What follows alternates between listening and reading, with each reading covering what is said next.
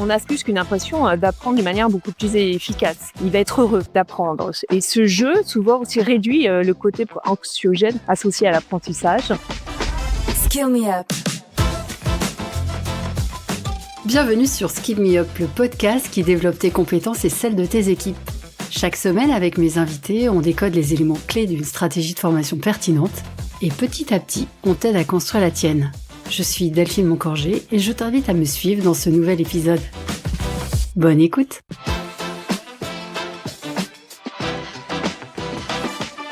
Bonjour à toutes et tous. Aujourd'hui, dans Skill Me Up, on va parler d'un mot qui fait souvent peur aux gens sérieux de la formation. On va parler du jeu. Mon invitée du jour, c'est Fabienne Lochardet et elle en a fait sa spécialité. Fabienne est juriste d'affaires reconvertie en consultante pédagogique. Elle a fondé Loom pour replacer l'émotion au corps des dispositifs de formation et faire vivre des expériences apprenantes. Ensemble, on va parler de ludopédagogie. Bonjour Fabienne. Bonjour Delphine et merci de m'avoir invitée sur ton podcast. Je suis vraiment ravie. Avant d'entrer dans le vif du sujet, je te propose de te présenter en 3 points, 3 dates ou 3 chiffres clés, s'il te plaît. Je pense que je vais prendre un de chaque. C'est plutôt un souvenir. Un souvenir que j'ai, alors il remonte un petit peu, mais c'est quand même quelque chose qui va lier aussi bien passer de juriste avec la pédagogie. C'est un cours d'histoire en première où un de mes profs avait lancé d'aborder la Seconde Guerre mondiale de manière différente et on avait fait un procès. On s'était mis dans la peau des juges, procureurs, avocats, également la famille et le plaidant, qui en soi n'est pas très drôle, mais c'était Hitler. Il avait organisé tout ce jeu de rôle et je me dis en repensant justement à tout ça, c'est le lien que j'ai pu faire entre le droit et la formation et c'est quelque chose qui m'a vraiment marqué. Donc c'est plutôt un souvenir que j'ai qui a quand même impacté finalement la suite de mon parcours professionnel. La deuxième, c'est une date. La date, c'est 2016. C'est la date effectivement où j'ai créé ma société Loom, qui veut dire en occitan savoir, mais également lumière. Et c'est ce que je retiens de Loom, en fait, c'est l'apprentissage dans tous ses états. Et c'est vraiment un résumé de ce que je suis aussi aujourd'hui. C'est d'apprendre aussi bien présentiel, distanciel, vidéo, e-learning, ludopédagogie bien sûr, mais c'est vraiment quelque chose de très large. Et le dernier point, ce serait un chiffre clé. C'est 25 ans d'expérience dans ce cadre-là et bon, peut-être un peu moins dans la ludopédagogie, mais je dois aller plus de, on va dire, 400 jeux à mon actif en 15 ans. Ah ouais. Et c'est ce chiffre-là, que je voulais souligner. Après, on verra, il y a jeu et jeu, mais on va bien sûr en parler tout de suite. 400, c'est impressionnant. Merci beaucoup Fabienne pour cette présentation.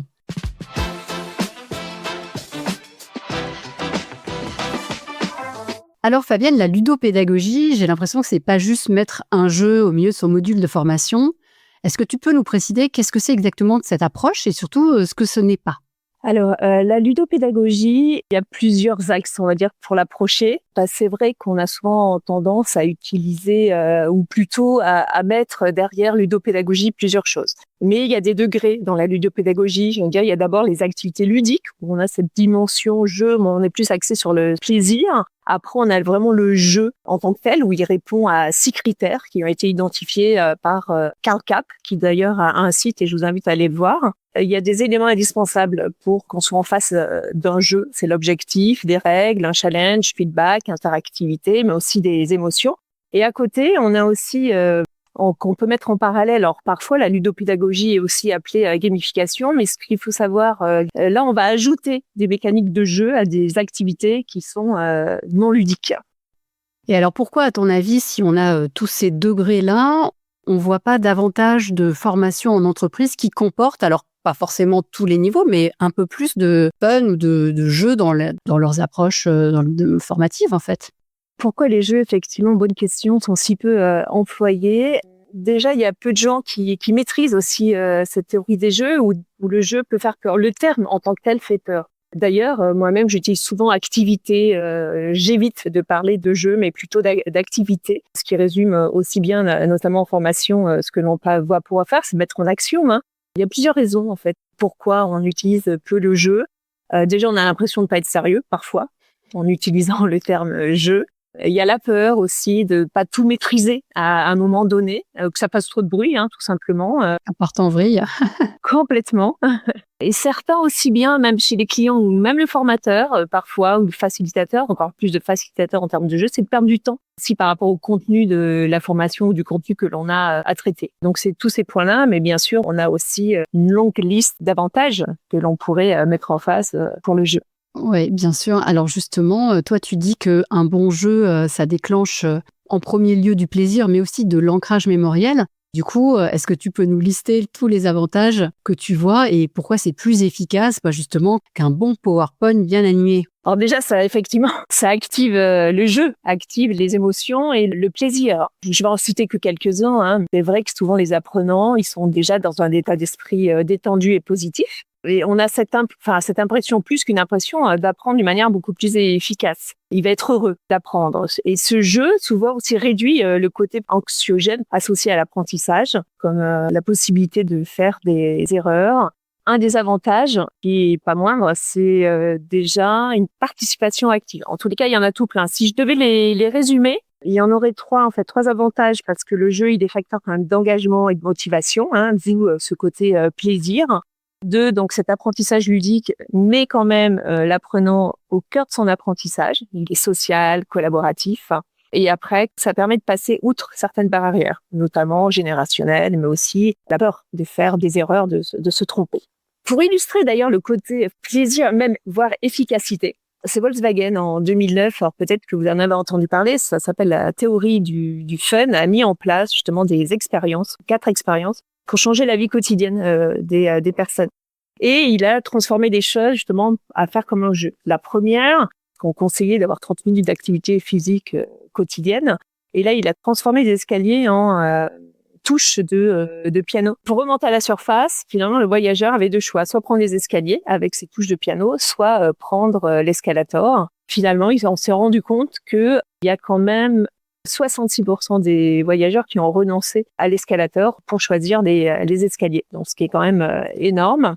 La deuxième, c'est aussi l'installation d'une poubelle dans un parc qui était sans fond, parc public, et bien sûr, et c'est pour inciter les personnes à récolter les déchets. Et là aussi, on lançait un déchet dans la poubelle et on entendait quelque chose où ça tombait. Là aussi, en termes d'expérience ludique, les poids des déchets collectés avaient doublé dans le cadre de cette expérience. La troisième aussi, c'était une machine pour trier le verre.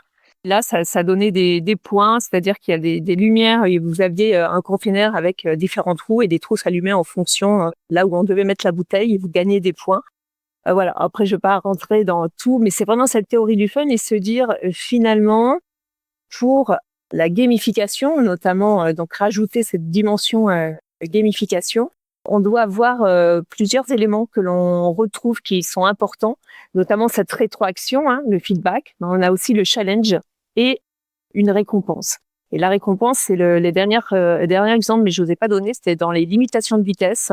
Et là, c'était au lieu de sanctionner les personnes qui dépassaient les limitations de vitesse, c'est qu'ils récompensaient ceux qui respectaient la limitation en donnant un ticket de loterie. Génial. La vitesse moyenne des voitures a baissé de 22%. Donc, c'est toutes des théories qui sont mises en place et dire que finalement, on change des comportements grâce au jeu. À la limite du nudge, c'est le jeu, le nudge. Complètement. Pour inciter à changer de comportement. Et finalement, c'est un peu, ça rejoint, comme tu le disais, ça rejoint la formation, puisque la formation, c'est quand même à la fin faire évoluer les pratiques. Alors, les pratiques professionnelles, là, on n'est pas trop dans le professionnel, mais les pratiques, dans l'absolu. Donc, c'est plutôt chouette. Est-ce que tu peux nous résumer, justement, tu les as abordés à travers ces exemples, les 6 critères dont tu parlais pour constituer un bon jeu, pour que ce soit efficace? Tout à fait. Donc, bien sûr, un jeu, déjà pour qu'il soit sérieux, comme je le disais, on part d'un objectif. Il y a toujours un objectif que l'on a en tête où on va vers quelque chose. En formation, c'est de poursuivre, en tous les cas, d'atteindre un objectif pédagogique. Ensuite, on a des règles. Donc là, c'est le cadre dans lequel on va s'inscrire. Bien sûr, il faut un challenge. Alors là, la difficulté du challenge, c'est qu'il faut qu'il soit bien équilibré. Parfois, il faut qu'il soit suffisamment difficile pour donner l'envie de réussir, mais il faut aussi qu'il soit pas simple, mais pas trop dur non plus pour ne pas décourager en fait les apprenants. Un point très important, le feedback. Et ça, peut-être que je vais m'y arrêter un petit peu plus. Le feedback, c'est très important parce que c'est l'élément essentiel du jeu. Comme on dit, il suffit pas de jouer, mais derrière, c'est indispensable de faire ce feedback. C'est un temps, finalement, c'est une pause structurante. Et c'est le temps d'apprentissage où on va débriefer qu'est-ce qu'on a fait durant le jeu, qu'est-ce qu'on a vu, quels sont les contenus qui ont été traités, et permettre aux personnes, en fait, de synthétiser tous ces apports et de pouvoir les ancrer sur du long terme. C'est ça, ouais. Qu'est-ce qu'on a appris, en fin de compte, à travers ça? Complètement. Et là, s'il y a un élément à retenir dans le cadre du jeu, c'est le feedback. Il est impératif de faire suivre chaque jeu d'un feedback. Et le cinquième élément, ce serait de l'interactivité, parce qu'il faut du collectif. C'est du social learning, en fait. C'est très important, c'est que les joueurs échangent entre eux, et grâce à du matériel aussi de jeu. Et le dernier, on en a parlé tout à l'heure, Delphine, c'est les émotions. Il faut qu'on ait ce sentiment de plaisir. Pour qu'on ancre davantage et qu'on se souvienne un peu de ce qu'on a appris au cours de ces jeux. Et tout à l'heure, Jean, je rebondis, je te parlais de la différence entre le jeu et l'activité ludique. Donc, ces 6 éléments, c'est ces 6 critères qui vont permettre de parler de jeu. Si on n'a pas ces 6 éléments, on parlera plutôt d'activité ludique, qui est le premier degré de la ludopédagogie.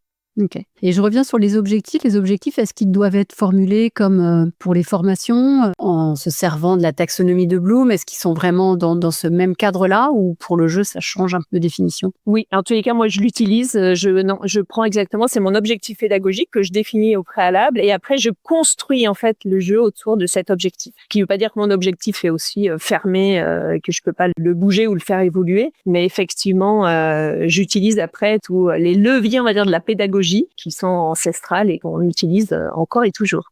Est-ce que tu pourrais nous donner 2 ou 3 exemples concrets de formats que tu utilises le plus, puis nous dire aussi dans quel contexte ça fonctionne le mieux? Est-ce que c'est des jeux de rôle, des jeux de plateau, des escape games, enfin, qu'est-ce que tu utilises? Je vais repartir finalement de cette distinction que j'ai pu faire de l'activité ludique. Et je pense que tu as dû en voir le degré 1, ce que j'appelle le degré 1, c'est ce qu'on utilise pas mal soit en ouverture ou même quand on sent un coup de mou dans le cadre de nos formations. C'est l'icebreaker ou l'energizer, où là, c'est des choses très simples. C'est vraiment une activité ludique et ce qui va venir soit créer l'inclusion, soit réveiller les participants. Après une pause déjeuner, par exemple? Par exemple, complètement. Et ça, on est vraiment, alors je vais pas dire râler pas craque, mais c'est le niveau 1, le degré 1 pour moi de la ludopédagogie.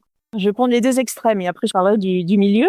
Les escape games, quelque chose de beaucoup plus poussé où on va retrouver aussi bien cette dimension de jeu, mais en plus gamification. On aura un challenge fort, compétition, on va dire une gentille compétition qui se met en place entre les apprenants. Et les escape games, voilà, où là on va retrouver toutes ces dimensions, on va traiter un contenu en reprenant aussi les caractéristiques de l'escape game. C'est-à-dire qu'il y a de la fouille, il y a de la communication, il y a un temps limité, etc., etc. Et là, en revanche, il faut faire quand même attention parce que parfois il y a quand même ce timing qui peut être un peu anxiogène pour certains. Donc il faut pouvoir adapter aussi en fonction de son public. Au milieu, il y aurait, je dirais, tous les jeux un peu plus aussi soutenus. Mais des jeux qu'on peut retrouver. Et là, il y a différentes typologies de jeux, comme les jeux de plateau, par exemple, des jeux de cartes. Ce que je mets au milieu, où là, on va prendre un jeu même préexistant, et ce qui peut faciliter aussi la construction du jeu. Par exemple, moi, souvent, je m'inspire de la culture populaire au niveau des jeux. Monopoly, Cluedo, etc. Time's Up, des trucs comme ça. Complètement. Ouais. Je prends les jeux préexistants et je les redécouvre, ou plutôt je recrée un nouveau jeu. Sur la base du mécanisme existant, c'est ça? Et avec un contenu qu'on m'a confié. Donc voilà, c'est 3 niveaux. Plutôt degré 1, icebreaker, degré un peu plus 2, le jeu qu'on peut trouver aujourd'hui dans le cadre de la culture populaire, et le 3 où on est vraiment sur quelque chose, l'escape game, parce qu'il y a aussi la dimension scénarisation qui rentre en jeu, c'est le cas de le dire. Très clair, merci. Alors, en tant que responsable L&D, on pourrait se dire, super, je vais acheter un jeu tout fait comme ça à Fabienne, je vais le coller dans mon déroulé pédagogique. Toi, tu parles plutôt de travail de conception, en fait, ou de co-construction avec tes clients. Du coup, quels sont les préalables indispensables pour que ça marche, tu vois? Moi, je dirais que ça peut marcher sur tout le monde. D'ailleurs, moi-même, pour l'avoir essayé, même sur un public haut, on va dire talent, dans le cadre d'entreprise, où certains me disaient ouais, mais non, ça va pas marcher parce que c'est des directeurs ou autres, etc. Finalement, on a pu faire des icebreakers ou d'autres jeux un peu plus poussés, en mettant en avant ce côté collaboratif, intelligence collective, en fait. Et c'est là où ça peut fonctionner. C'est surtout, faut identifier un contenu déjà au préalable. Et c'est plutôt le contenu qui va donner l'idée peut-être du jeu que l'on va construire derrière. Souvent, on me dit, j'aimerais bien faire ci, faire ça, mais moi, je leur demande, mais quel est le contenu à traiter? Et c'est en voyant le contenu, je me dis, je vais peut-être le faire de telle ou telle façon. Et là, je vais m'appuyer sur un jeu existant ou pas, peu importe, pour traiter ce contenu. Et après, la cible, en fonction, c'est pareil, comme je te disais au départ, on peut jouer sur ces degrés de ludopédagogie et plus ouverte, moins ouverte. Je vais ajuster finalement ces éléments-là, où je vais changer aussi mes éléments de langage pour éviter de faire peur avec ce terme. Intelligence collective, ouais. Et je reviens sur le travail de conception, de co-construction avec ton client. Est-ce que ça, tu passes du temps? Est-ce qu'ils te font confiance ou est-ce qu'ils veulent être partie prenante pour être sûr que ça colle bien à leur objectif? Comment ça se passe précisément? Tout à l'heure, je te disais, dans un premier temps, on parlait d'objectifs. Le premier, effectivement, c'est d'identifier les objectifs pédagogiques. Où je veux que le jeu m'emmène, en fait. Comment le jeu peut-il m'aider et où va-t-il m'aider? Ensuite, ça sera de proposer un format adapté au temps et aux contraintes que l'on va me donner. Souvent, pour enlever cette crainte du jeu, je donne des exemples concrets ou des retours d'expérience que j'ai pu avoir.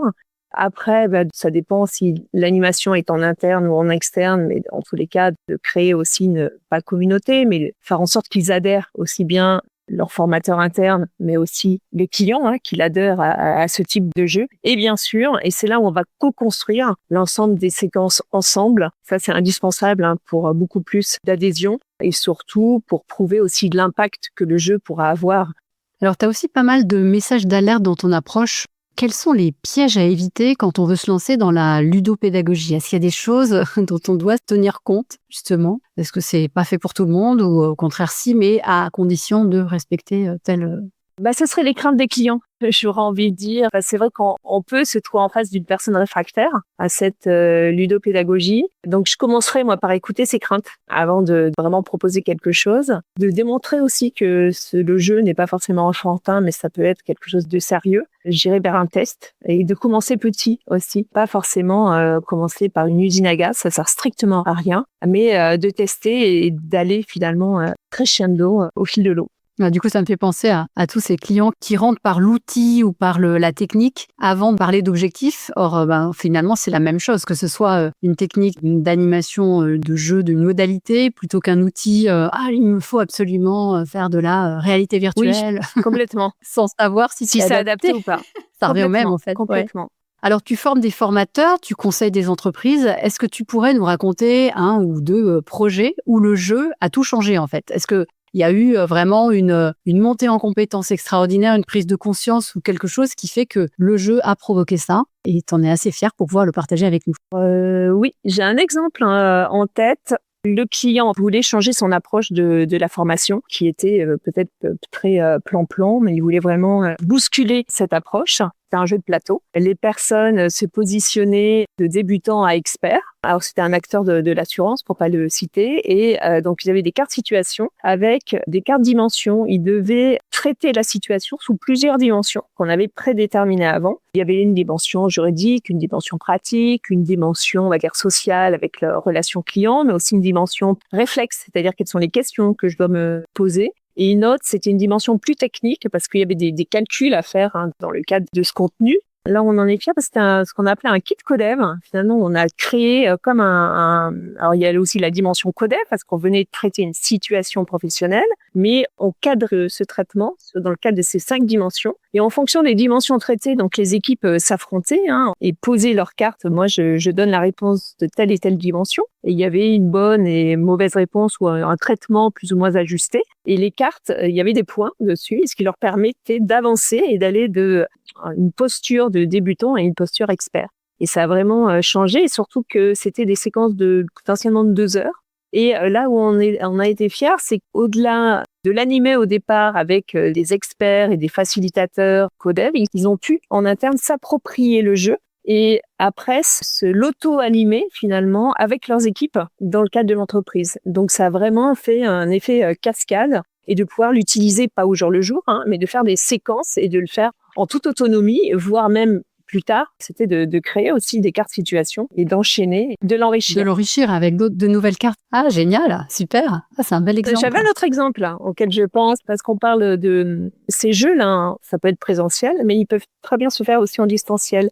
Et je pense là à un escape game digital que j'ai pu faire un client dans le domaine automobile. Alors là, c'était dans le cadre d'un changement de stratégie, de nom, d'approche pour sa cible vendeur. Et on a fait un escape game pour aller rechercher la nouvelle approche, les nouveaux termes, le nouveau marketing. Et on a créé aussi ce jeu-là avec une forte scénarisation, justement aux 6 éléments qu'on a cités tout à l'heure. On a D'accord. rajouté aussi du storytelling et cette dimension narrative que l'on peut trouver dans le cadre du jeu. On plonge les personnes dans un contexte, des personnages auxquels ils peuvent s'identifier. Voilà, on donne du corps finalement aussi à ce jeu et à cette gamification. Bon, ça me donne envie d'aller voir tout ça, quoi. Je sais pas si les formations sont toujours utilisées, mais c'est vrai que c'est assez chouette. Si nos auditeurs, en t'écoutant, se disent « super, ça donne envie hein, », comme moi, là, comme je viens de dire, mais par où je commence? Tu leur dirais quoi? Quels sont les premiers pas concrets pour intégrer un peu de jeu dans une formation? C'est de commencer petit. C'est toujours la politique des petits pas. De tester un jeu, peut-être préexistant. Et là, je pense à Tiagi, qui est la référence en termes de jeux. Il a créé des jeux cadres, plus de 100. Tiagi, c'est un pseudonyme, mais c'est une personne qui est née en Inde, qui va aujourd'hui aux États-Unis et qui a créé le concept du jeu cadre. Il a une créativité débordante et il a vraiment inventé de très nombreux jeux. Donc, j'inviterais les personnes à se mettre là-dedans. C'est des jeux cadres, c'est-à-dire qu'on a une coquille vide et on rentre dans ce jeu. On a toutes les règles, mais on rentre le contenu et c'est très facile à mettre en place. D'observer, une fois qu'on a fait ça, comment ça se passe, de demander des retours aux personnes qui ont vécu cette expérience et puis après, peut-être de l'adapter à ce que l'on veut vraiment faire. Et petit à petit, c'est déjà un petit pas concret avant de se lancer dans un grand projet complètement théorique, mais vraiment d'aller de manière très progressive.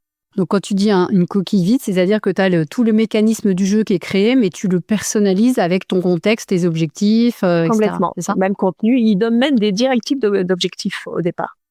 Ok, on mettra le lien vers c'est un site, Oui. j'imagine, et on mettra le lien dans les ressources de l'épisode. Et alors, pour t'aider à concevoir ça, est-ce que tu peux t'inspirer d'outils ou tu t'aides d'outils? Complètement. Et c'est vrai, on a parlé de plein de jeux entre Icebreaker, que l'on peut jeu de cartes, etc. J'ai plein d'outils en fait, et il y en a plein quand même qui sont open source et gratuits. Celle que d'ailleurs la plupart peuvent connaître, c'est digital.dev. Il y a des buzzers, même vous pouvez faire vos modules en ligne, vous pouvez faire ce qu'on appelle la roue de la fortune pour faire un icebreaker, pour la dimension du hasard. Mais il y a également aussi quelque chose de très intéressant, c'est l'atelier du formateur.fr. Vous pouvez aussi trouver tout un tas de choses. Un que j'utilise pour créer des activités ludiques du degré 1, c'est Learning App. Vous pouvez créer des glissés-déposés, des memories, des quiz bien sûr, mais également des textes à trous, voilà, tout plein d'activités que vous pouvez récupérer. Et ça, c'est gratuit, hein, Fabienne? Tout ça complètement open source. Et ce que j'aurais envie de citer également, Mechanicart, c'est aussi un site où vous avez la possibilité de créer avec vos propres jeux. Vous avez votre contenu et ça permet en fait de brainstormer, de challenger autour de ce contenu pour le mettre dans un cadre de jeu. Finalement, ce sont des cartes qui sont réparties en plusieurs catégories. On a d'un côté des compétences, c'est-à-dire ce que le joueur devra savoir, par exemple faire pour jouer. Il y a la mécanique des jeux, donc comment le jeu va être organisé, est-ce qu'on va déplacer des pions ou pas, tirer des cartes, et le matériel, ce qu'on a besoin, parce que c'est des cartes chronomètres. Et grâce à ce mécanique art, ça va vraiment vous permettre de créer votre jeu en toute autonomie. Parfait, on mettra toutes ces infos dans les ressources de l'épisode. Merci Fabienne. Eh bien, écoute, je te propose maintenant de passer aux questions signature du podcast.